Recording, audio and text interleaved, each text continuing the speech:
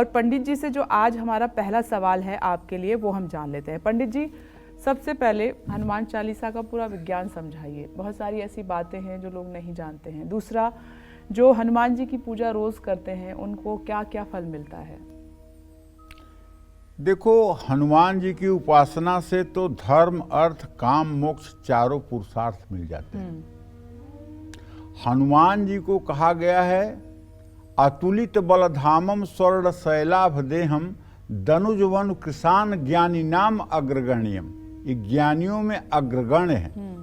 सकल गुण निधानम वानराणाम धीशम रघुपति प्रिय भक्तम वाजातम नमामि।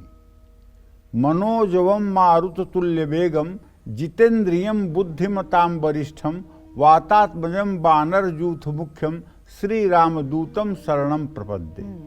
हनुमान जी ज्ञानियों में अग्रगण्य हैं। हनुमान जी जब सजीवन बूटी लेने जा रहे थे जी, तो रास्ते में बिजेठुआ महावीर में कालनेमी जो है वो एक संत का वेश धारण करके और रामायण का पाठ कर रहा था, राम कथा कह रहा था। हनुमान जी राम कथा के बहुत ही मतलब कि जो है वो भक्त हैं।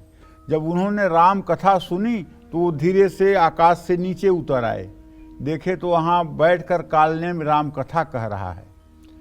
तो राम कथा कहते कहते उसने कहा, होई महारण रावण रामू जीते ही राम न संशय यामू। हनुमान जी के दिमाग में आया कि अगर ये संत होता तो पहले रावण का नाम क्यों लेता, पहले इसको राम का नाम लेना चाहिए था। ये तो पहले राक्षस का नाम ले रहा है, कहीं न कहीं कुछ न कुछ दाल में काला है।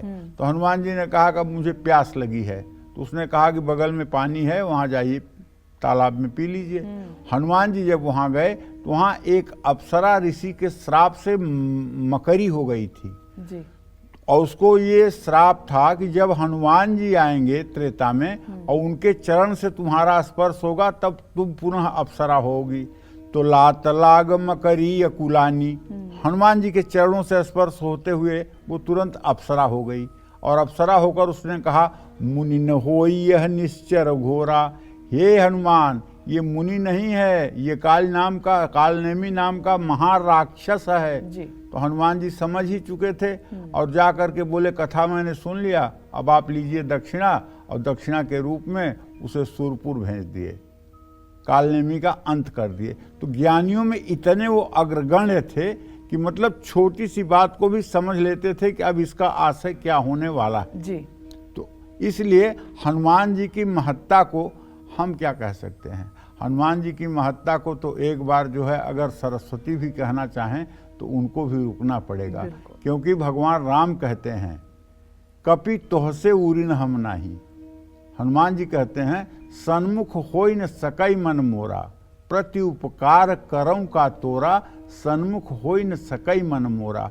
जब हनुमान जी आते हैं लंका से, लंका को जला करके और प्रभु राम मिलते हैं तो हनुमान जी से राम कहते हैं कि प्रति उपकार करऊं का तोरा, सन्मुख होई न सकई मन मोरा। ये इस उपकार के बदले में मैं प्रति उपकार तुम्हारे लिए क्या करूं, ये बात है जी।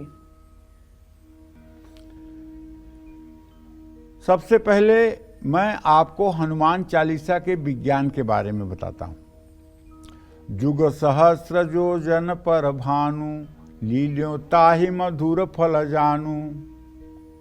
जुग सहस्र योजन पर भानु, लील्यो ताहि मधुर फल जानू।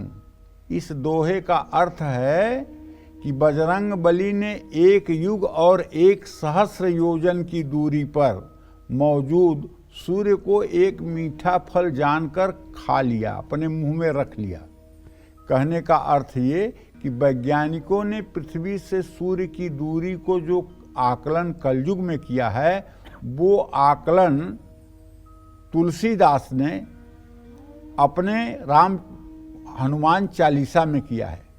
गोस्वामी तुलसीदास जी ने बहुत पहले ही सूरज और धरती के मध्य की दूरी को जुग सहस्र योजन पर भानु, लील्यों ताहि मधुर फल जानू के माध्यम से बता दिया था। अब मैं आपको बताता हूं कि हनुमान जी की उपासना करने से क्या लाभ होता है। जो व्यक्ति नित्य हनुमान चालीसा का पाठ करता है उसका आध्यात्मिक बल बढ़ता है। ऐसा व्यक्ति हर रोग से लड़ पाता है। हर दिन हनुमान चालीसा का पाठ करने से मन और मस्तिष्क को ऊर्जा मिलती है। हर रोज हनुमान चालीसा का पाठ करने से मन पर पड़े पुराने बुरे अनुभवों का भार कम होता है। तनाव से मुक्ति के लिए हर रोज 2 समय सुबह और शाम हनुमान चालीसा का पाठ करने से बहुत लाभ मिलता है, मनोबल बढ़ता है। हनुमान चालीसा अकारण भय और तनाव को मिटाता है। हनुमान चालीसा हर तरह के रोग को मिटाता है। हनुमान चालीसा हर तरह संकट से रक्षा करता है। हनुमान चालीसा किसी भी तरह का नजर दोष हो उसमें हनुमान चालीसा पढ़ने का बहुत लाभ होता है।